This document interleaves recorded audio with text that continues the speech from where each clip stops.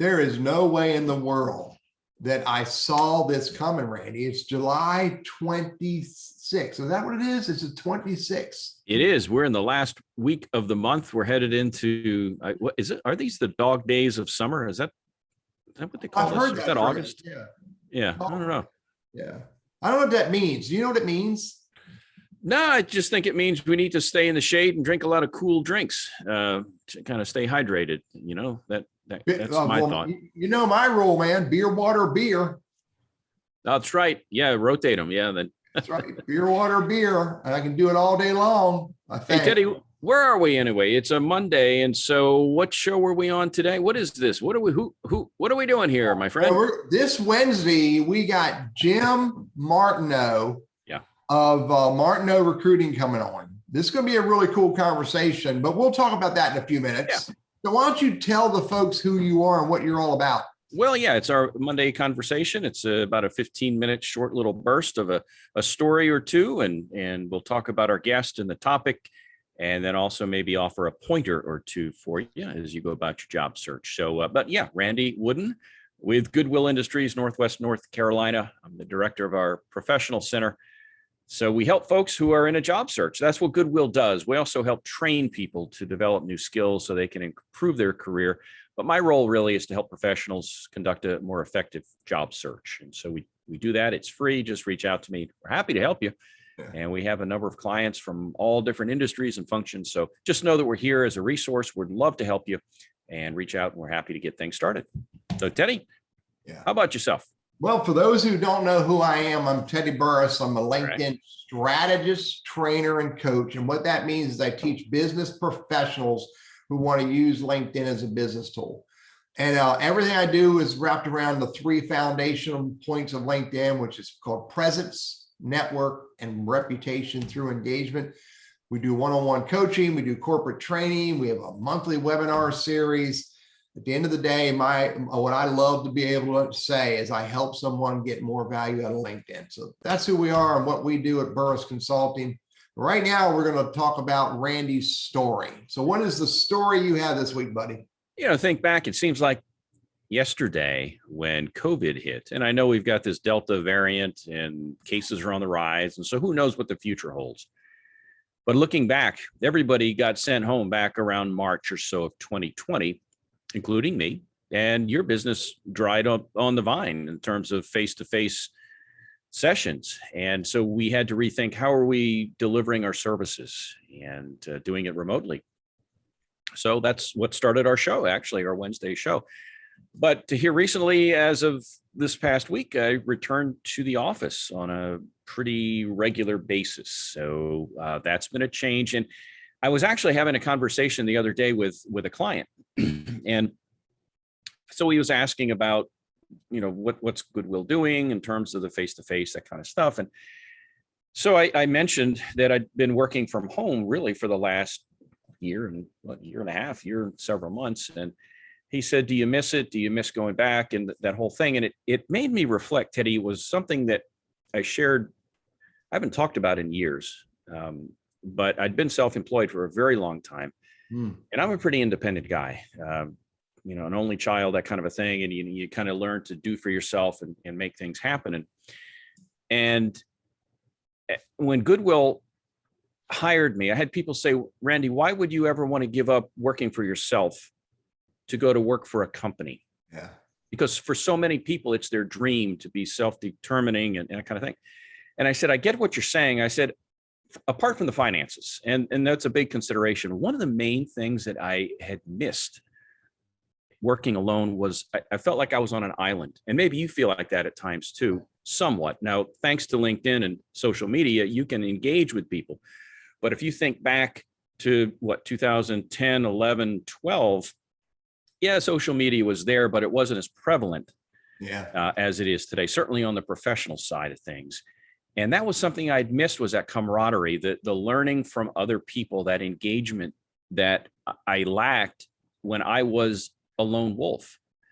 And so going back into the office allows me to re-engage with people that really have a lot to offer and different perspectives and different ways of doing things. So all in all, a good thing. We hope to remain safe, and that goes for everybody, not just the folks at Goodwill. But it got me thinking a little bit about that whole teamwork, the whole camaraderie, the whole blending of ideas. And I think that has value. And it certainly, for me, it did. Definitely.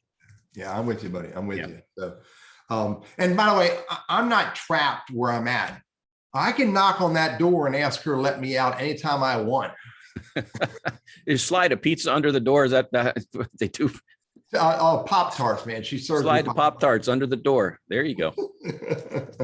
So, hey, here's my story. And kind of this came out of the conversation last week when Jim Stitz was on about problem solving and conflict resolution. And then this conversation popped up a few times over the last week. And it is listen to understand. Mhm. Listen to understand. That's what I don't know why I've been hearing this. Maybe because I'm not listening to understand enough. But it reminds me of a story of a guy in Florida that I used to work with. His name was Jim. And for the sake of his privacy, I won't tell you his last name or the name of the company he works for. But Jim was ranting and raving to me one day. He was madder than a dozen hornets in a jar. That I mean, he was livid. I'm being very polite with how I'm trying to express how mad he was. I bet you are. And we're on the phone, and he is yelling at me. He's using every word he can use at me. And I want to respond back to him with other words that tell him basically take a hike. Mm-hmm. But something clicked. I don't know what it was. And Randy, I don't always get smart, but I got smart. Okay. Something clicked and told me just to shut up and listen. And I let him rant and rave and rant and rave. Mm-hmm. And eventually his words started to make sense. I don't know what happened, but it started to make sense. And then I started to understand what his real problem was that I could impact in a positive way. And he eventually stopped talking. Mm-hmm. And then he said, "Are you still there?" I said, "Yeah, I was just waiting for you to get done." Yeah. I just let him rant and rave. And then I said, "I think I understand. Can I share with you what I think I understand?" Listen to understand. I'm telling you, this really, and today, Jim and I are good friends. But at that moment, that was not happening. But because I listened, it made all the difference in the world. And so that, that's a life experience that I think all of us can get value from. I have. Sure. We live and learn. And sometimes people they want to know that they are being heard. Mm-hmm. You may not always agree, but knowing that they had their voice heard and that you took time to care to listen. Yeah. I get it. Who's our guest coming up this week? Man, this week we have Jim Martineau, and Jim works for a company called Martineau Recruiting or Martineau Technology. They're a staffing firm. Actually, it's him and two of his brothers that own this business, and they've been doing it for years. They've been involved in technology staffing. They've been involved in staffing, recruiting, and contract staffing for years. It's going to be a great conversation in some respects regarding technology and contract work, but also Jim can give us some really good insights on working with recruiters and working with staffing firms and working with contract staffing firms, that all of us can benefit from his experiences, because again, he's been doing it for a long time. So it's going to be a lot of fun. Jim Martineau will be on the show this Wednesday, which is the 28th. 28th. Last show of the month. We're booked up still sometime in October. So if folks have an idea for a topic or a special guest, we'd like to hear it. Let me share a quick tip. Teddy, I'll throw it to you to wrap it up. And then we'll be on our way for the rest of the day. But the tip, and this deals with Jim Martineau. I used to be a headhunter. I was a recruiter, and whether it's through LinkedIn or Indeed or wherever, there are tons of recruiter positions out there because companies are having a hard time trying to fill openings. I mean, you'd have to be blind not to see all these job openings, help wanted, this and that. And so a lot of people, a lot of companies are looking for recruiters. And while I get it that they may want to have experience as a recruiter, I didn't. Yeah, I was a radio jock and did some sales things on the side or whatever, but there's some transferable skills. And point being, I made that transition. So if you're thinking about maybe getting into recruiting, this show may be a good thing to watch on Wednesday as well. But one thing that I hear a lot from our clients, and I'll be brief, it's this. I don't hear back from recruiters. Hmm. Why not? I'm qualified. I took the time to apply. I customized my resume, my application. I have done everything I know to do. How come I don't hear back? Real quick, two things. One is, if you just sent your application resume in, who's to say you're the best anyway? I mean, Teddy, I know your boss thinks you're great, but nobody else cares, right? You're just another applicant in the stack. And if you send an unsolicited resume to a recruiter, you're now inventory on their shelf, and they'll plug you into their system. If there's an opening, fine, they'll give you a call, but they don't have anything. But here's the real issue for a lot of folks. They interview, and now they don't hear back from a recruiter, whether it's an internal recruiter or a search firm. And usually the reason is that the recruiter has no news. They're the middle person in this thing. They're waiting to hear from the hiring official. That's usually the reason. There are a couple of other reasons we can explore a little bit more in our Wednesday show, but just know, don't take it personally. Recruiters are very busy. The great majority of them care a lot about what they do and helping reach good outcomes.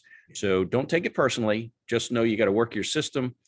Keep that, I hate to say, the nose to the grindstone, because it would get sore after a while, but keep up the good work, and things will turn. They will. Cool.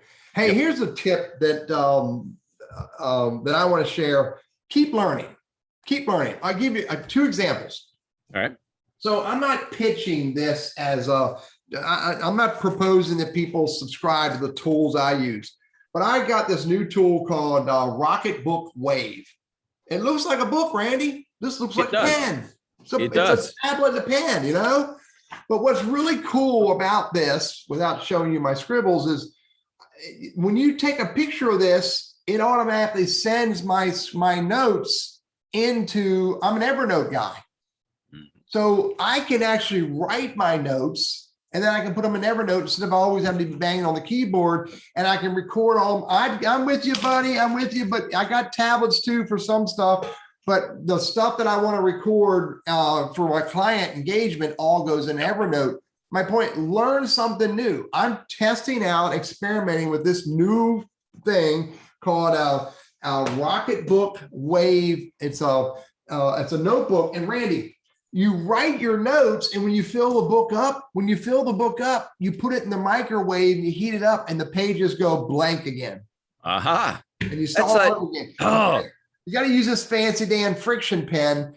And one more little tip. This is about learning something new. Try something new. You don't need to try what I try, but I've turned Siri on. I have Siri turned on my MacBook. So now when I want to, I can ask Siri to do things on my computer.